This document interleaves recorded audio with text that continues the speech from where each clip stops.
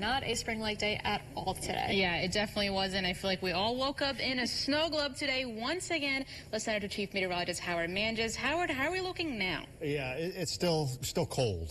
Today was not the prettiest of April days. And it did go exactly as we were expecting. So you have to like the forecast, but there's a look at the radar and satellite. Yeah, here, look out, Pacific Northwest. Not much really popping out. However, there is a little disturbance sitting off the Pacific Northwest. That is going to be a part of late week's weather, believe it or not. It's got a ways to go before it gets here, but that will bring, most likely some rain.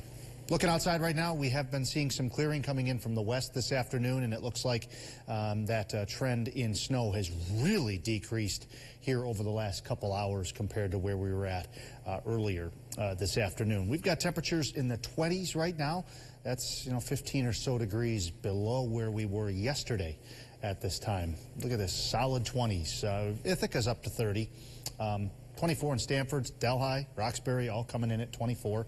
28 in Conklin and Vestal, 27 in Windsor as well. The winds are still a little gusty out of the northwest. 26 at Binghamton, 31 miles an hour out of the northwest in Ithaca, 36 miles an hour out of the west in Elmira, and even Oneonta gusting pretty good as well. But these will back down into the evening hours. So cold sticks around for tonight. It will be very cold. Some sunshine expected for midweek, at least a period of it, and then it's going to be a rain-filled late week with that disturbance I showed you out west. And we could be back to 60 degrees for at least part of next week.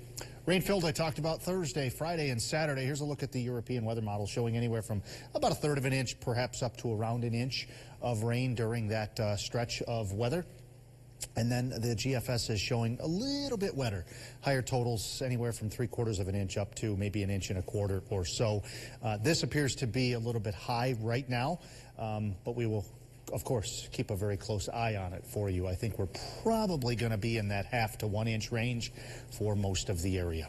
There's a look at the future track here. Shows the clouds, some lake snows off to the north and east, some clearing maybe to the south and to the west.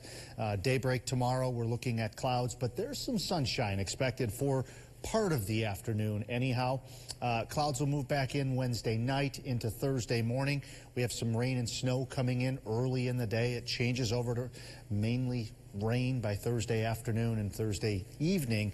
That batch of precipitation may be out of here, but we're not done. Friday morning we start cloudy, and here comes that second batch of rain streaming in from the south. So Thursday, Friday, and Saturday, unfortunately, are going to have some soggy periods. Tonight, cold. I mean, we're in the 20s right now. We're not going to warm up tonight. We'll drop back into the upper teens, maybe some mid-teens in the coldest locations to low 20s. Continuing into early to mid-afternoon tomorrow, upper 30s to low 40s is about all we're going to do tomorrow. 7-day forecast. Yeah, we're in the low 40s, but look at the unsettled period. Thursday, Friday, Saturday, we've got rain coming in, rain and snow on Thursday. Friday, some rain and snow possible, especially in the elevations. Saturday, I think right now it looks like a higher chance of rain early in the day, tapering to a lower chance of showers in the afternoon, but chilly, damp, wet, and then I think as we get into Sunday and Monday, we should see a slow improvement, especially by Monday. Just all of the adjectives you don't want to hear. I was just going to say, you sound so happy about chilly, damp, and wet. Yeah, it's not the prettiest of forecasts, unfortunately. It's going to be a pretty stagnant pattern later this week. All right, Howard, thank you.